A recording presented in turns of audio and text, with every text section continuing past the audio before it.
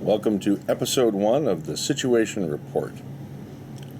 This is the official quick and dirty video series. I'm Bob Faust, your host, author of Brink of Battle, Skirmish Gaming Through the Ages, and co-author with Andrew Davies of Scrappers, Post-Apocalyptic Skirmish Wargames by Osprey Games.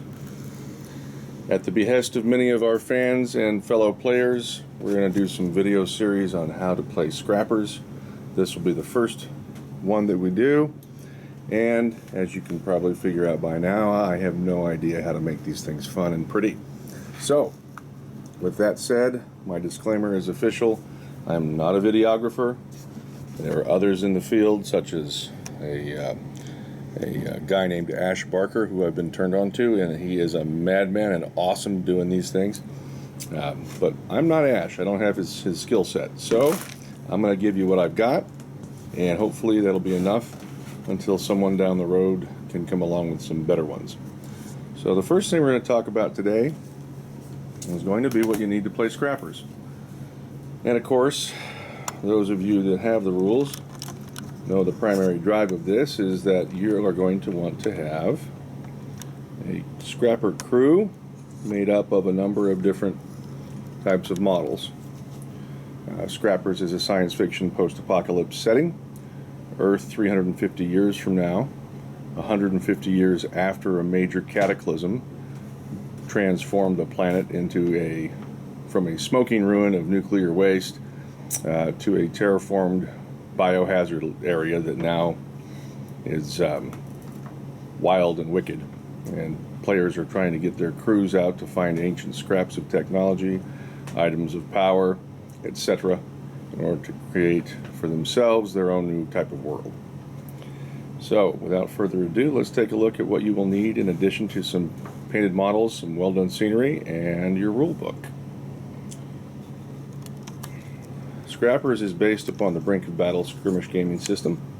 The main core engine is a D10 system where we have opposed rolls in almost everything you do.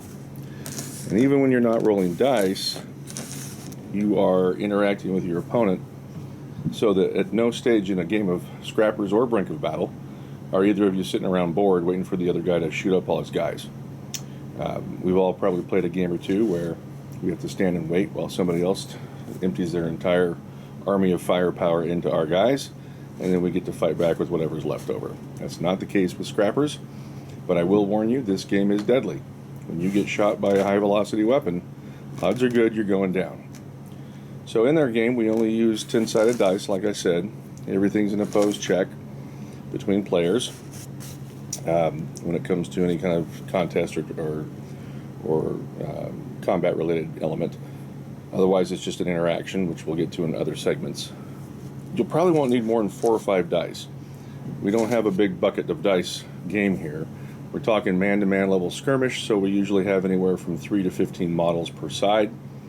The average typically is 5 to 7, I think, realistically, at least starting out. So you don't ever really need more than 4 or 5 D10s per side. The other thing that you're going to need are action tokens. We use, well, at least I do. I like the glass beads, or pinty stones as they're sometimes referred to. I started using these as tokens back when the Illuminati New World Order card game came out. And anytime I need a type of token like this, I go to these guys as quick means of doing that. You'll want hopefully to have different tokens for each force. Yeah, that way I'll keep track. If you guys get into a scrum or get into a tight area, you'll be able to see whose model has the action and not get confused with somebody else. So I always like to suggest that we play with different colors.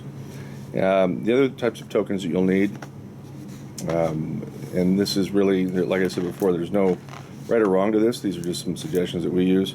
I like to use the green glass beads for when I have models that are going into ambush. Ambush is a special type of move action that allows your model to hug closely to terrain that's nearby and remove himself as a target from other enemy models' line of sight. It's very useful, and probably the first or second most used action in the game next to mobile fire. And we'll get to that in a later segment too. But for now, I just want to go over some of the extras that we put together to play the game.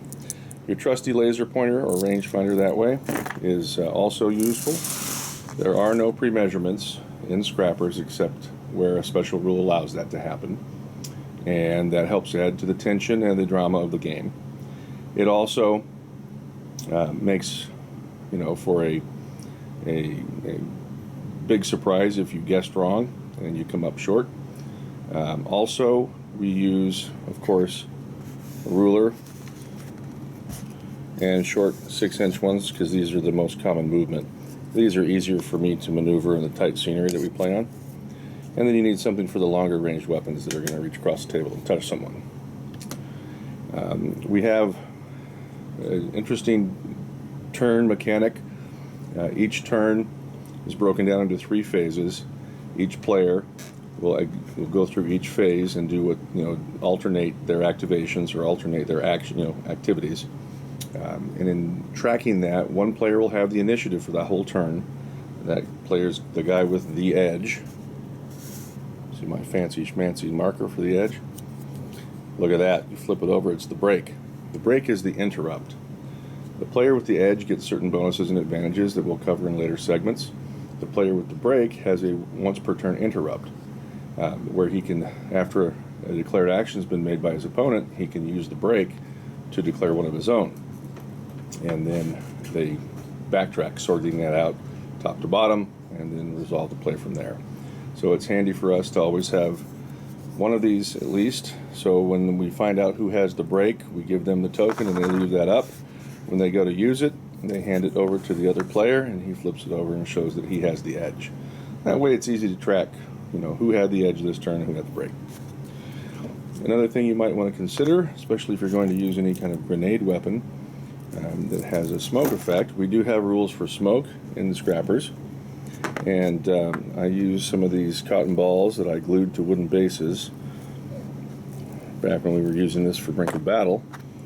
And so I turned these into smoke tokens or smoke markers. These are 38.5 millimeter wood rounds that I glued those cotton balls to, and then I sprayed the living hell out of everything with a hairspray called Aquanet over here in the States, which is how they pretty much can weld anything together in the world. It is unbelievable.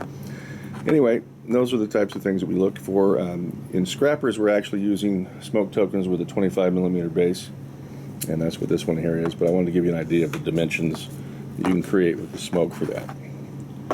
And for this segment, that's it. It's Bob Faust, sign off.